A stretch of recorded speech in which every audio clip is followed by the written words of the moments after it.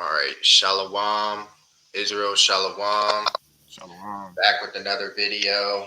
Got Sergeant Ben with me on this one. Special guest, say Shalom. Yes, sir. Shalom, family. Yeah, today we're gonna be breaking down Second Esdras chapter 8. Um, yeah, let's get right into it.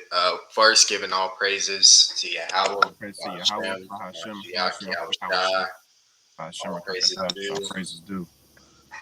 Double honors to King David, Yes, and sir. let's get it started.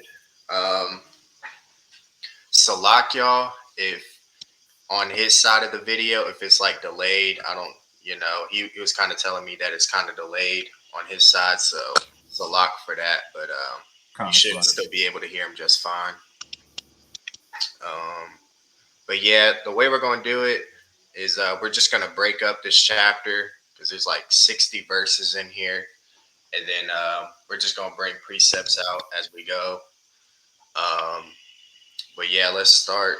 This is Second Esdras chapter 8, starting at verse 1. And he answered me, saying, The Most High hath made this world for many, but the world to come for few. So we can just go ahead and stop right there real quick. Literally. Like, man, that's really saying a lot in the first verse. Because if you think about it, like this world that we live in, you know, a lot of people aren't in this truth. They aren't in this truth.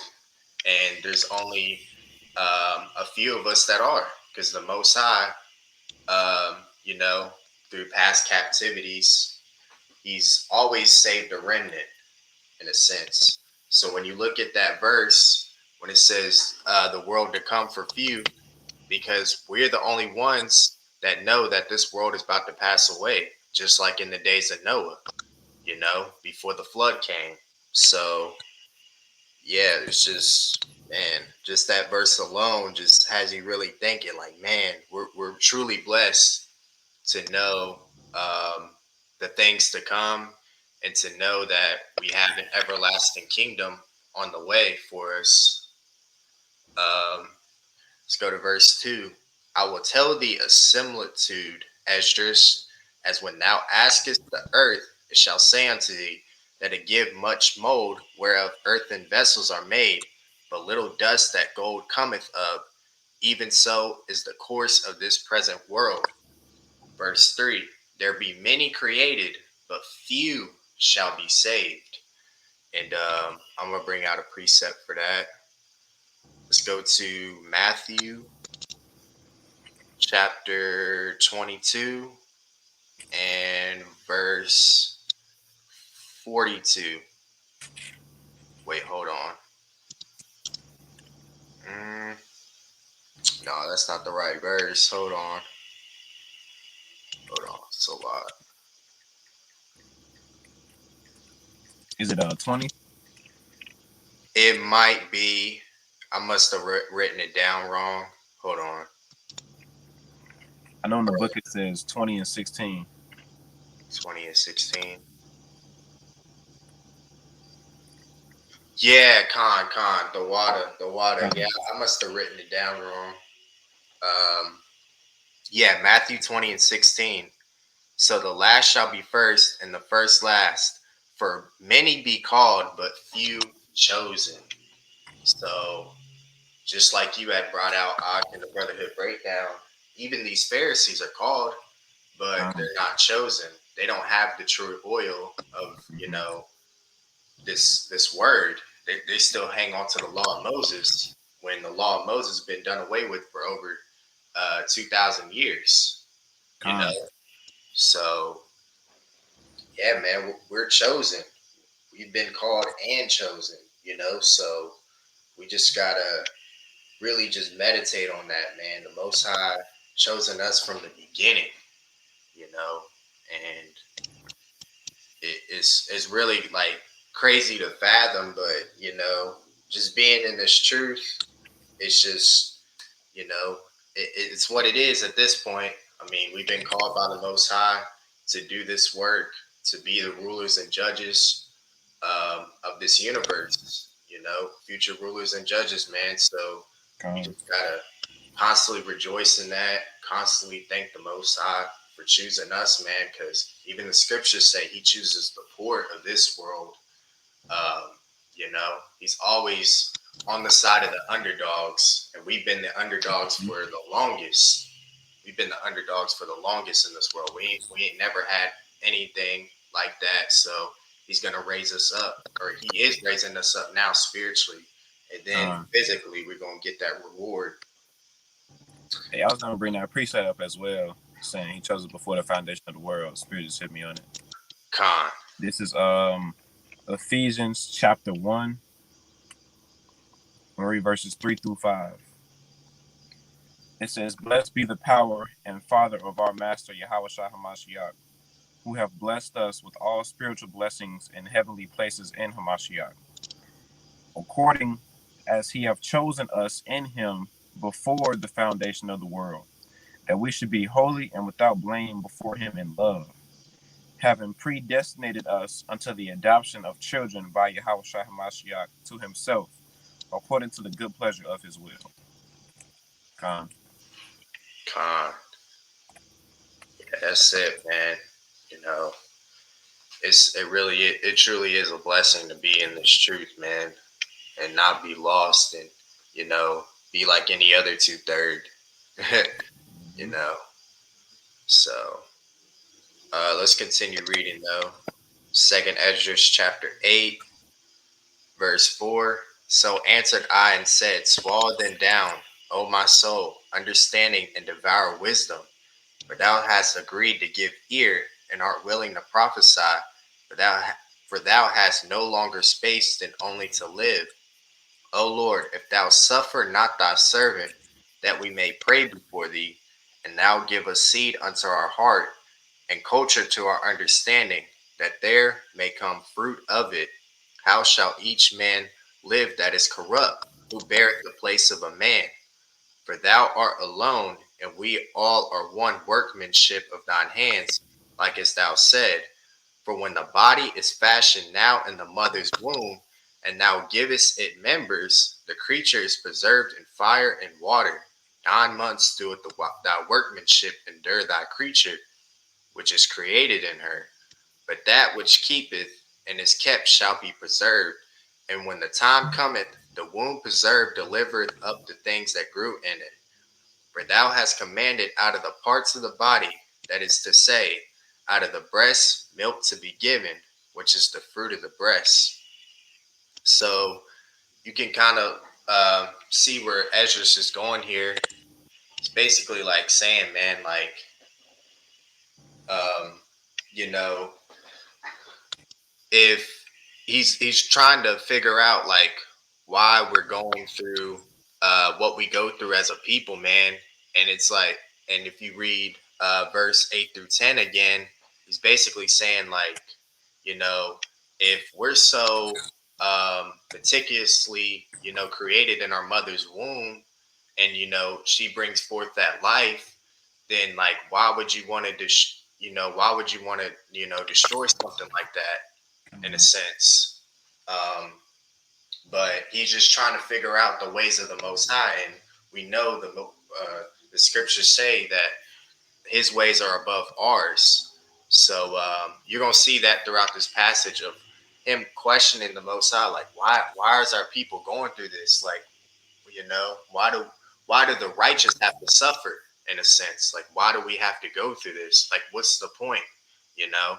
But I'm gonna let you pick up at verse 11, and then you can read through like verse read through like verse 20, 21. Con. All right, second Edges chapter 8, starting at verse 11. It says, "That the thing which is fashioned may be nourished for a time, till thou disposest it to thy mercy. Thou broughtest it up with thy righteousness, and nourishest it in thy law, and reformest it with thy judgment. And thou shalt mortify it as thy creature, and quicken it as thy work. If therefore thou shalt destroy him with which with so great labor was fashioned, it is an easy thing to be ordained by the commandment, that the thing which was made might be preserved. Now, verse 15 through 17 is going to be pretty much shows you how much Esdras really loved his people. Verse 15, it says, "Now therefore, Lord, I will speak. Touching man in general, thou knowest best, but touching thy people, for whose sake I am sorry, and for thine inheritance, for whose cause I mourn, and for Israel, for whom I am heavy, and for Jacob, for whose sake I am troubled. Therefore will I begin to pray before thee for myself and for them, for I see the falls of us that dwell in the land." So Esdras here is saying that he feels the pain that the Most High feels, as far as like he feels like the people's sorrow because they've been sinning so much, and he wants to pray for himself and for them. Verse 18, it says, "But I have heard the swiftness of the judge which is to come. Therefore hear my voice and understand my words, and I shall speak before thee." This is the beginning of the words of Esdras before he was taken up.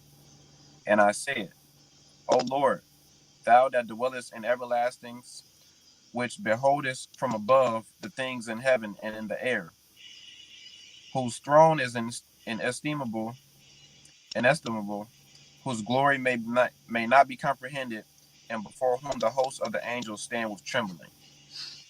Now, verse 21 is explaining like his throne, and I'm gonna get a precept from the book of Enoch of a little more detail of what he's talking about. Con. So this is I'll be in Enoch chapter 14. I'm gonna read verses 18 through 22. I'll read 18 through 23 actually. All right, it says, "And I looked and saw therein a lofty throne. Its appearance was as crystal, and the wheels thereof as the shining sun. And there was the vision of a cherubim. And from underneath the throne came streams of flaming fire, so that I could not look thereon. And the great glory sat thereon, and his raiment shone more brightly than the sun, and as whiter than any snow. None of the angels could enter and could behold his face, and by reason of the magnificence and glory, and no flesh could behold him. The flaming fire was round about him, and a great fire stood before him, and none around could draw nigh him. 10,000 times 10,000 stood before him, yet he needed no counselor. And the most holy ones who were nigh unto him did not leave by night nor depart from him." So that's just giving a brief description of what Enoch saw looking at the Father's throne. He had the Elohim surrounding him, and there was so many that we couldn't even number them. And just seeing that the flaming fire and things like that is just showing you how glorious the Most High's throne really is. But you can go ahead and pick up, Isaiah. Con. Yeah, the water for that precept, man. It really, yeah, just like you said, it goes to show you how powerful he is. He has angels on angels on angels surrounding him, man. Con. Just a great king, you know, great king on his throne, man. It's crazy. But let's pick up at verse 22. It says, "Whose service is conversant in wind and fire, whose word is true, and sayings constant, whose commandment is strong and ordinance fearful, whose look drieth up the depths, and indignation maketh the mountains to melt away, which the truth witnesseth. O hear the prayer of thy servant, and give ear to the petition of thy creature. For while I live, I will speak, and so long as I have understanding, I will answer. O look not upon the sins of thy people, but on them which serve thee in truth. Regard not the wicked inventions of the heathen, but desire of those that keep thy testimonies in afflictions. Think not upon those that have walked vainly before thee, but remember them which according to thy will have known thy fear. Let it not be thy will to destroy them which have lived like beasts, but to look upon them that have clearly taught thy law. Take thou no indignation at them which are deemed worse than beasts, but love them that are always put their trust in thy righteousness and glory. For we and our fathers do languish of such diseases, but because of us sinners, thou shalt be called merciful. So you can see Esdras is just, saying right here, man, like, you know, have mercy on us, for being righteous, and don't put us in that limelight of those who disregard your word in a sense. But, the Most High does everything for a reason, man. You can look at the account of us being in captivity right now. Everybody that woke up accepted his son. Everybody that woke up accepted his son, and everybody that didn't accept his son didn't wake up. Now, you know, they're either prospects or they're 2/3 scheduled for destruction. And he put us all in captivity. He didn't just say, "Oh, nah, everybody that didn't accept my son, all of y'all are going into captivity." No, he put the whole nation of Israel into captivity, and we lost our entire inheritance. So you can see where Esdras is trying to figure out, like, why would the Most High even, do something like that? But he has a purpose for everything, man. So that's why you're gonna see later on in this passage that the Most High breaks it down to him on why he does what he does. Um, verse 32, for if thou hast a desire to have mercy upon us, thou shalt be called merciful to us, namely, that have no works of righteousness. And then I'm going to go ahead and read verse 33 out because I got a precept for it. Oh, yeah, kind of good. And then, for the just, which have many good works laid up with thee, shall out of their own deeds receive reward. So, I'm gonna go to um, First Corinthians chapter 3, verse 14. If any man's work abide which he hath built thereupon, he shall receive a reward. So, whatever work you put in, man, is whatever the Most High is going to reward you. And that old saying goes, whatever you put in is what you're going to get out. So Most High, even the scriptures say the Most High is not for a forgetful one of our labor. Let me get that precept. Um, Hebrews chapter 6, verse 10. For the power is not unrighteous to forget your work and labor of love, which ye have showed toward his name, and that ye have ministered to the saints and do minister. So whatever work we put in here, man, Most High ain't gonna forget it. Um, but yeah, you can go ahead and pick up at verse 34. Con. Before I get to verse 34, I want to hit on verse 31 again. Because when I Con, read that, my mind was blown. I'm gonna read the Good News translation of verse 31. It says, "It is true that we and our ancestors have lived our lives in ways that bring death, but it is because of us sinners, but it's because of us who are sinners that you are called merciful. We would have no reason to call the Most High merciful if He had never shown us no mercy. Like we were never made, like we weren't perfect. He said, without us being sinners, because Ed just kind of has a point here. He's saying like, if we weren't sinners, we wouldn't be able to call you merciful. So when I read that, that really blew my mind yesterday. con, But I'm con, gonna read start at verse 34. It says, "For what is man that thou shouldest take displeasure at him? Or what is a corruptible generation that thou shouldest be bitter toward it? For in truth there is no man among them that be born, but he have dealt wickedly, and among the faithful there is none which have not done amiss. For in this, O Lord, thy righteousness and thy goodness shall be declared, if thou be merciful unto them which have not the confidence of good works." Then he answered me and said, "Some things hast thou spoken aright, and according to thy words it shall be." So the Most High just told Edris, like, you got a point, like everything, like you ain't lying. So the Most High is agreeing with him, like you got a point there. Verse 38. It says, for indeed I will not think on the disposition of them which have sinned before death, before judgment, and before destruction. But I will rejoice over the disposition of the righteous, and I will remember also their pilgrimage, and the salvation and the reward that they shall have. I got a precept for Con, go verse ahead. 39. Uh, this is Psalms 37, verse 11.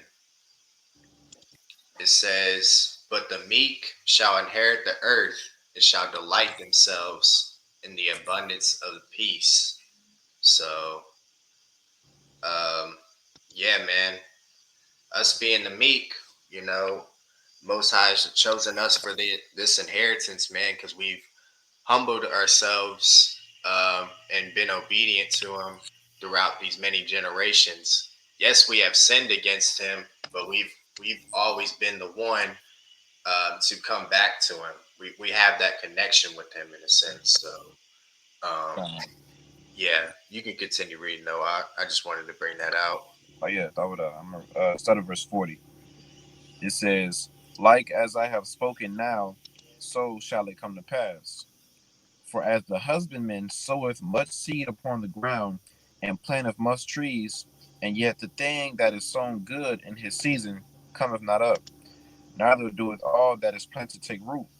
Even so is it of them that are sown in the world; they shall not all be saved." And I'm gonna get a precept for that.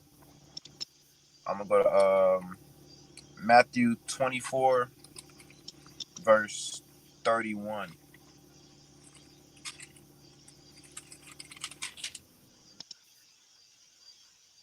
Matthew 24, verse 31. It says, "And he shall send his angels with a great sound of a trumpet, and they shall gather together his elect from the four winds, from one end of heaven to the other." He says he's going to gather his elect, meaning it's only going to be a certain amount of people, as we already know, a certain people that he's going to take, that peculiar people that he always talks about. So that just goes to show like he's wanting to do it. Of course, it's the apocrypha, so they're not going to believe it anyway. But he says clear as day, they shall not all be saved. Everybody's not going to get saved in the tribulations. I'm Con, going to read verse 42 and I'm going to stop at verse 44. It says, "And I answered them and said, If I have found grace, let me speak.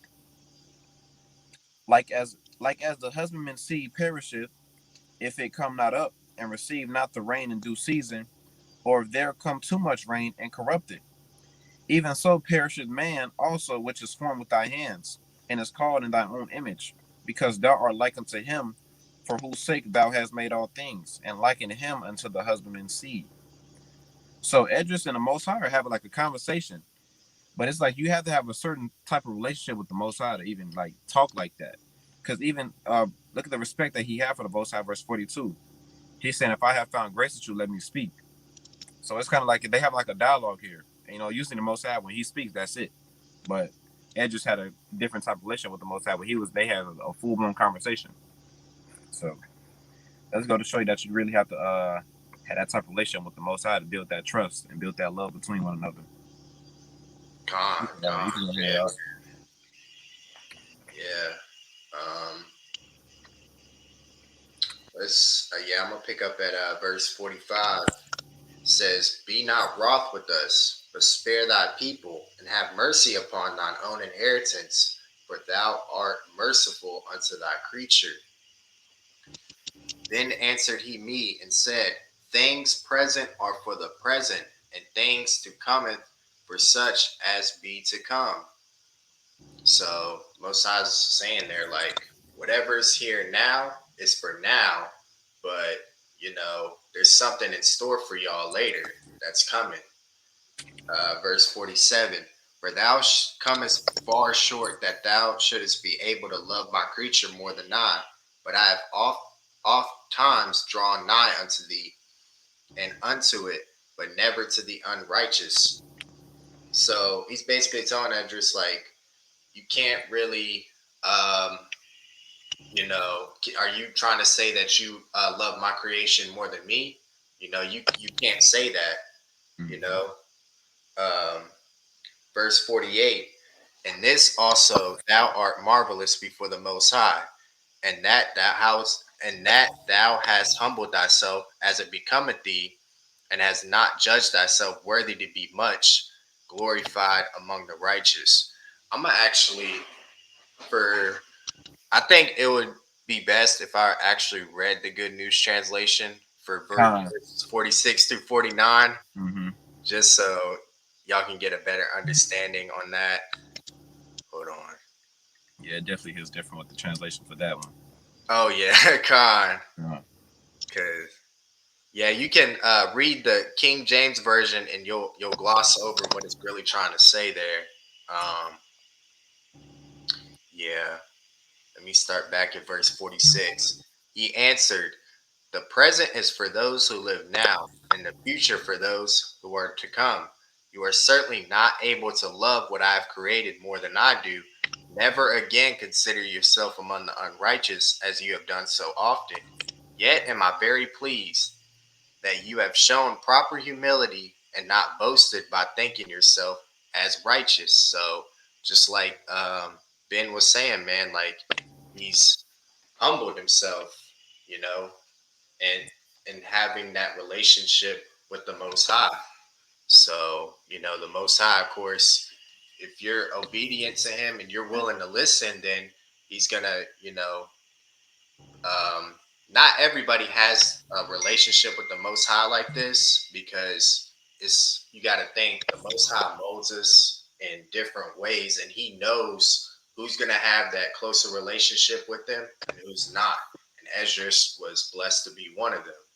Um, let's continue reading at verse 50. For many great miseries shall be done to them that in the latter time shall dwell in the world because they have walked in great pride. So true, man. Everybody that's not in this truth is prideful. You know, they they they they don't fear the Most High, man. They don't care what this word is saying. They just uh, do whatever the fuck they want, man. They don't think this world's coming to an end. Hell, they're trying to get this world back on track to where it was, and it's never gonna be the same again. It's never gonna be the same again. yeah, I got a precept for that verse too. Bring it out. This is Ecclesiasticus chapter 5. I'm gonna read verses 1 through 3. Starting at verse 1. It says, "Set not thy heart upon thy goods, and say not, I have enough for my life. Follow not thy own mind and thy strength to walk in the ways of thy heart. And say not, who shall control me for my works? For the Lord will surely revenge thy pride." And yeah, Most High, He already knows everybody that's prideful, everyone who thinks they're very high minded. But of course, He said the earth is given to the hands of the wicked. So this is all a part of the plan. Just like He did with Pharaoh, He raised them up just to destroy him and show everybody His power. He's gonna do it again with these elites and everybody that's ruling this country right now, the whole world. Yeah, yeah. That's how the Most High gets down. That's why the scriptures say He is great and terrible. Mm-hmm. Cause it's like, damn, you just rose them up to destroy them. Like that's fucked up. But Yes, but that's just the way the Most High. That's how He goes, man. yeah, You can't tell him nothing. You yeah, know. all for Who are us. you to tell the Most High what to do? So Exactly. yeah, man. I'm gonna pick up at verse 51. But understand thou for thyself, and seek out the glory for such as be like thee. Verse 52. For unto you is paradise open, the tree of life is planted, the time to come is prepared, plenteousness is made ready, a city is builded, and rest is allowed. Yea, perfect goodness and wisdom. I'm actually bringing out a precept for this, but it's like, man, that's a heavy verse Man, for real. because just going back up to the first verse, man, where it says, "This world be for many, but the world to come for few." You know, Mm. Most High has given us this wisdom and understanding only for a few. So I'm gonna get a precept for that. It's, Matthew chapter 13, uh, verse 10 through 11. And the disciples came and said unto him, "Why speakest thou unto them in parables?" He answered and said unto them, because it is given unto you to know the mysteries of the kingdom of heaven, but to them it is not given. So the Most High was basically telling Esdras the same thing as Yahushua was telling the disciples back then. Yeah, that was cool. Con. That was cool. And then I'm going to pick up at verse 53. The root of evil is sealed up from you, weakness and the moth is hid from you, and the corruption is fled into hell to be forgotten. I'm going to go to the Good News translation for this one too, because this one is it's another verse that you could miss what it's really trying to say. Verse 53. The source of evil has been sealed off so that it cannot reach you. All sickness has been removed, death has been taken away, hell is gone, and corruption has disappeared. So, yeah, that's the mindset we got to be in now, man. Because if the Most High was telling Ezra that, then there's, there's nothing else to say, Right. We're coming into that time where our sufferings and being in this captivity is going to be gone, man. And then going into verse uh, 54, it says, sorrows are past, and in the end it showed the treasure of immortality. We know the treasure of immortality is this wisdom, and the sorrows being past is us being delivered ultimately out of this tribulation when that time comes. But yeah, you can go ahead and pick up in verse 55. All right? All right. Kind of verse 55. It says, "And therefore ask thou no more questions concerning the multitude of them that perish." Right there, the Most High is saying, pretty much don't ask me no more questions. That's pretty much what he's telling. Like, all right, I told you everything you need to know. Verse 56. For when they shall have taken liberty, they despised the Most High, thought scorn of his law, and forsook his ways. I got a precept Moreover, oh, let's go. for verse 56. This is in 2nd Esdras chapter 9, verse 11. It says, and they that have loathed my law while they had yet liberty, and when as yet a place of repentance was open unto them, understood not, but despised it. So it's going into that place of repentance being when Yahushua was here preaching the gospel. A lot of Israelites didn't accept Yahushua. That's why they're going to be part of the NIC club, as King David says. So, yeah, man. So the Most High is not unjust in that sense because he gave everybody a chance to come back to him, and they rejected him. So, or not everybody accepted him. So, I can bring out a precept for that too. Hosea 4:6. My people are destroyed for lack of knowledge, and because thou hast rejected knowledge, I will also reject thee. That thou should not be a priest to me, seeing that thou hast forgotten the law of thy power, I will also forget thy children. So he's saying, just because y'all rejected me, I'm gonna reject y'all. And just like same thing with your house, like y'all rejected me, then I sent my son, and y'all rejected him too. So it's like now you got like no other choice. Verse verse 57. It says, moreover, they have trodden down his righteous, and said in their heart that there is no power, yea, and that knowing they must die. For as things aforesaid shall receive you, so thirst and pain are prepared for them. For it was not his will that men should come to naught. So I'm gonna get a precept for that verse. Um, I'm gonna read Wisdom of Solomon, chapter 1. I'm gonna read verse 13 and 14. Probably through 15 as well. Starting at verse 13. It says, for the power made not death, neither hath he pleasure in the destruction of the living. For he created all things, that they might have their being, and the generations of the world were healthful, and there was no poison of destruction in them, nor the kingdom of death upon the earth. For righteousness is immortal. So he's saying like the only reason y'all got death is because y'all brought this upon yourselves. Really, y'all rejected me. I didn't reject y'all. So they did Con, it to themselves. Verse 60 says, "But they which be created have defiled the name of him that made them, and were unthankful unto him which prepared life for them. And therefore is my judgment now at hand. These things have I not showed unto all men, but unto thee and a few like thee." Then I answered and said, "Behold, O Lord, now hast thou showed me the multitude of the wonders which thou wilt begin to do in the last times.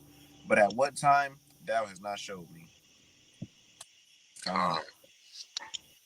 The water, man. Yeah, that's a pretty heavy passage right there. That's heavy. Um, yeah, man. Um, but I mean, you got any more precept soccer? Is that all you got? Now that's all I have, man. This whole chapter speaks for itself entirely. That's all. Con, I don't really have con, anything yeah. else. For It real. speaks for itself. Con, yeah. Um, damn, we're at almost 37 minutes. Yeah, I already knew it was gonna be that 63 verses. I already knew it was gonna be that long. Con, All con, through yeah, man. But yeah, the water again. Ben for coming on here. Con, that would all forgive me this chapter by itself, man. I ain't read this before until yesterday. Con, yeah. Man, I was reading it this week and I was just like, damn, I gotta do a video on this. So this stuff. con. But yeah. Um, Lord willing, you guys were edified. Want to end off by giving all praises to All Yahweh, praises to Yahweh, Bahashem, Mashiach, Hamashiach, Yahweh Shai. Rakadash, All Hashem, praises due. Rakadash. All praises due. All right, Akim, going to sign off. And until next time, Shalom. Con, Shalom, Israel.